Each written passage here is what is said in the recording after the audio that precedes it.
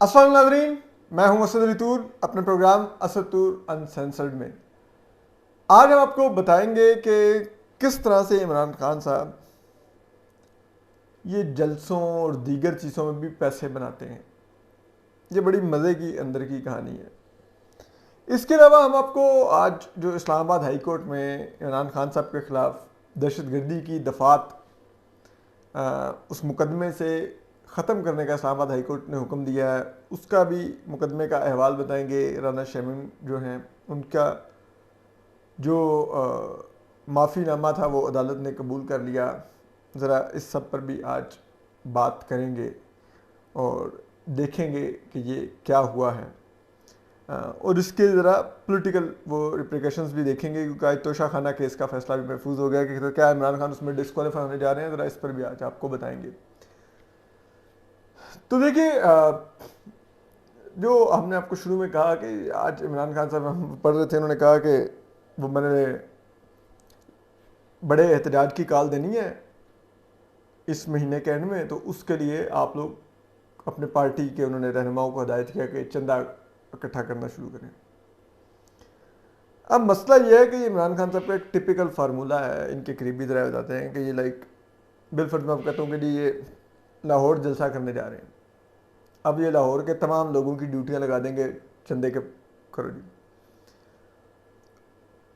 सब अपनी अपनी जगह पर उस जलसे को फाइनेंस कर देंगे। किसी एक का खर्चा ये जलसे में यूज़ करेंगे, बाकी जो 9-10 का खर्चा होगा खान साहब जेब में डालेंगे और साइड पर हो जाएंगे। तो ये खान साहब बहुत ज़्यादा मुल्क गिर जलसे भी करते हैं ना, इसके पीछे एक वजह सिर्फ खान साहब का ये नहीं कि वो एक अनार्किस्ट हैं तो एक दबाव बरकरार रखने देते हैं, उसकी एक वजह माली भी है। क्योंकि फिर जाहिर बात है जो लोकल जिस शहर में जाते हैं उसके जो लोकल लीडर्स होते हैं वो बड़े पैमाने पर चंदा इकट्ठा करते हैं, वो जलसे को फाइनेंस करते हैं, सब कुछ करते हैं। लेकिन फिर जैसे कहते हैं दूध के ऊपर से जब मलाई होती है ना, वो खान साहब उतार लेते हैं। यानी कि जो इजाफी चंदा होता है वो सारा खान साहब की जेब में जाता है, पार्टी फंड के नाम पर, बनी गाला सेक्रेटरीट के खर्चे के नाम पर। इस तरह खान साहब वो ले उड़ते हैं और मुझे लगी हुई है। तो एक तो ये जो अब एहतजाज की कॉल दी जा रही है, इस एहतजाज से बरामद तो कुछ नहीं होना, अलबत्ता खान साहब की जेब में बहुत कुछ आ जाना है।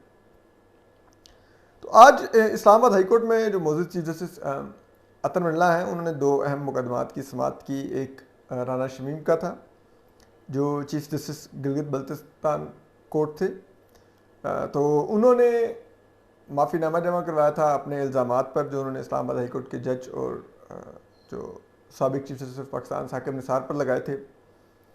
और उसको आज अदालत ने कहा है कि इस माफ़ीनामे के बाद कार्रवाई तो बनती नहीं, लेकिन क्योंकि अटॉर्नी जनरल नहीं है तो उनसे पूछ कर बताएंगे। तो इन अदर वर्ड वो अदालत ने आज इंडिकेट कर दिया है कि ये माफ़ीनामा कबूल हो गया है। और जो राना शमीम साहब हैं उनको अगली पेशी पर उन्होंने कहा कि आपको आने की भी ज़रूरत नहीं है। और जो लतीफ़ अफरीदी हैं उनके वकील लाला लतीफ़ अफरीदी जो पहले सुप्रीम कोर्ट बार के सदर भी थे, वो सिर्फ आएंगे और एक रस्मी सी कार्रवाई होकर वो ख़त्म हो जाएगा। दूसरा जो अहम मुकदमा था वो था इमरान खान साहब के ख़िलाफ़ दहशतगर्दी की दफ़ात का, जिसको इमरान खान साहब ने चैलेंज कर रखा है। ये बड़ा दिलचस्प है कि इमरान खान साहब ने उस मुकदमे में दहशतगर्दी की दफ़ा को चैलेंज किया था। आज इस्लामाबाद हाई कोर्ट में उसकी समाअत हुई। जो पीटीआई के वकला थे, जो प्रोसिक्यूटर थे, वो पेश हुए। प्रोसिक्यूटर से पूछा गया मौजूद चीफ जस्टिस अतर मंडला की तरफ से कि क्या जीआईटी की राय है कि दहशतगर्दी की दफ़ा बनती है।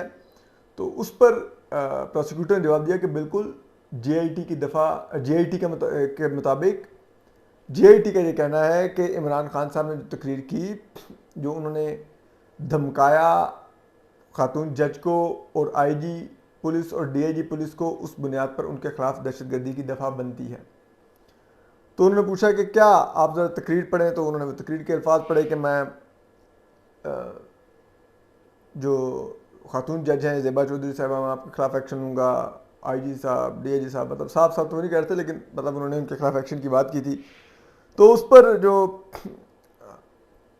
चीफ जस्टिस ने कहा बस इतनी ही बात की है उन्होंने, यही एक वाहिद काबिल एतराज़ बात है आपकी नज़र में। तो उन्होंने कहा बिल्कुल यही काबिल एतराज़ बात है। तो मौजूद चीफ जस्टिस ने कहा कि अगर आप इस तरह की तकारीर पर دہشت گردی کے مقدمات قائم کرنے لگیں تو فلڈ گیٹ کھل جائیں گے ان مقدمات کے. تو یہ مت کیجیے. اس پر جو عمران خان صاحب کے وکیل تھے انہوں نے بھی دلائل دیتے ہوئے کہا, انہوں نے کہا کہ دیکھیے عمران خان صاحب نے قانونی ایکشن لینے کی بات کی تھی اور یہ دہشت گردی کے مقدمات دائر کر رہے ہیں اور یہ ایک عالمی سطح پر ملک کا کیا امیج لے کے جا رہے ہیں کہ ایک سابق وزیر اعظم کے خلاف یہ دہشت گردی کا ایف آئی آر کاٹ رہے ہیں. تو اس پر چیف جسٹس نے کہا کہ آپ برائے مہربانی اس طرف مت جائیں, صرف اس کے میرٹس تک رہیں. اور اس کے بعد پولیس کے پروسیکیوٹر نے یہ بھی کہا کہ دیکھیے اگر یہ دہشت گردی نہیں بنتی تو اور کیا ہے دہشت پھیلانا. دہشت پھیلانے پر دہشت گردی کی ایف آئی آر کرتی ہے نا, کہ اب اگر ایک ایس ایچ او ہے وہ کھڑا ہو کے کام شریک ہو کے میں تمہیں دیکھ لوں گا, تو اس میں اور قانونی ایکشن لینے میں بڑا فرق ہے. قانونی ایکشن ہوتا ہے جا کے کر دیتے کہیں پر پٹیشن وغیرہ, کوئی درخواست دے دیتے, لیکن یہ تو ریلیوں میں دھمکا رہے ہیں اور اکسا رہے ہیں اور ان کے فالوورز میں پڑھے لکھے اور جاہل دونوں ہیں, اور کوئی بھی اٹھ کے کچھ کر دے تو پھر کیا ہوگا. تو لیکن موجود چیف جسٹس اطہر ملا نے ایگری نہیں کیا اور انہوں نے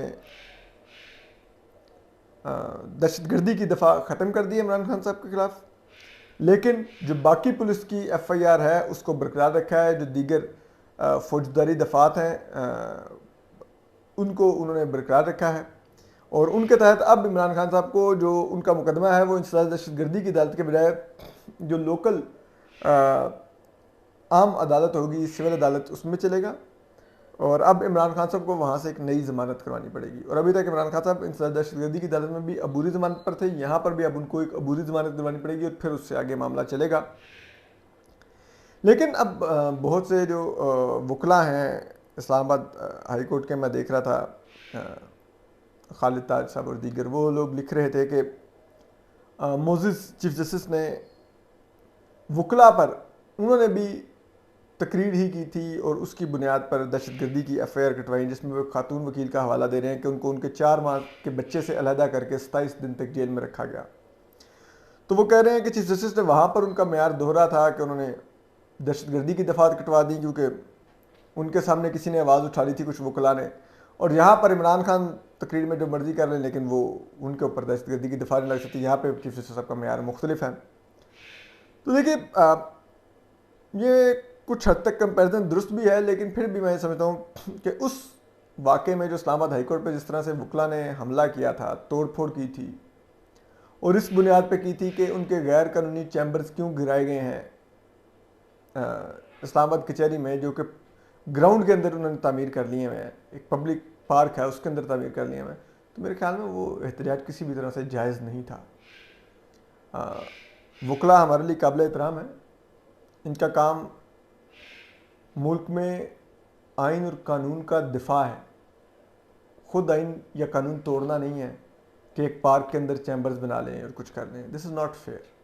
تو اس لیے وہ احتجاج بھی میں تو اس کی کسی صورت میں حمایت نہیں کرتا, اور میں جانتا ہوں بہت سے وکلاء نے اس سے اختلاف بھی کیا تھا اس احتجاج سے اور اس کے خلاف ایک پریس ریلیز جاری کی تھی. تو خیر اینی وے, اب اس سے آگے آ جائیں.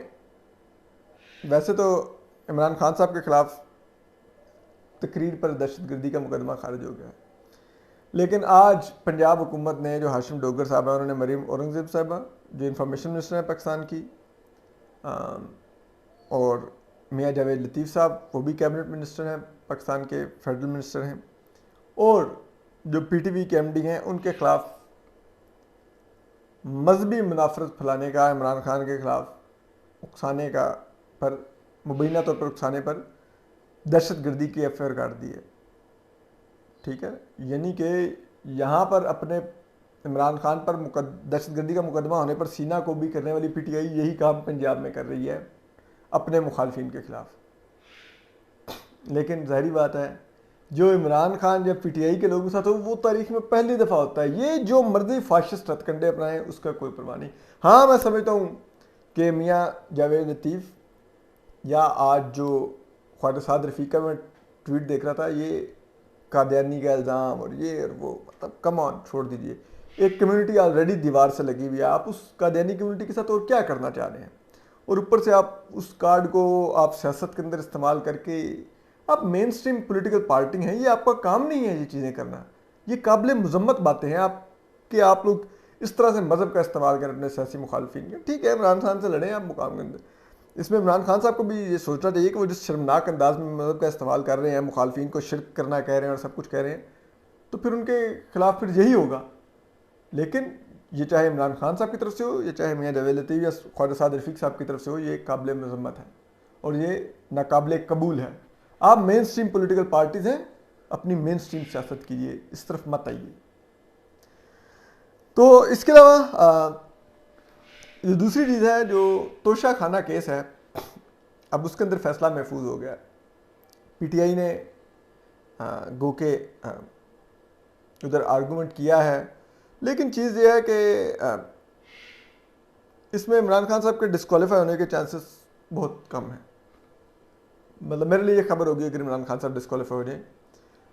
لیکن اخلاقی طور پر یہ کتنی گھٹیا حرکت ہے کہ عمران خان صاحب تحائف بیچتے رہے. یہ پی ٹی آئی کے تمام لوگ اپنے دل پر ہاتھ رکھ کے مجھے بتائیں کہ ان کو آج تک کسی نے کوئی تحفہ دیا ہو تو انہوں نے بیچا ہو. کوئی بتا دے. خان صاحب دھڑلے سے بیچتے رہے، بیچ کے پیسے کھا گئے، اور خریدے بھی اس انداز میں کہ جو پیمنٹ توشہ خانے میں جمع کرانی تھی، پہلے تحفہ جا کے مارکیٹ میں بکوایا. وہ بک کے جب وہ 8-10 کروڑ روپے پاس آ گیا تو اس میں سے جو چند لاکھ روپے بنتے تھے ادائیگی کے، وہ ادا کیے، وہ بھی جیب سے ادا نہیں کیے ہوئے. اس حد تک نیچ انسان ہو جو آپ کیا کہہ سکتے ہیں. اور اب خان صاحب کہہ رہے ہیں جی میں نے مارچ کرنا ہے اور میں یہ کر دوں گا وہ کر دوں گا. تو بس پھر ستہ کہنا ہے اس ملک میں ایسے ہی لوگ اگر حکمران ہوں گے تو پھر چل رہا ہے ملک، پھر چلتا رہے. اپنا خیال رکھیے، سلامت رہیے. اللہ حافظ.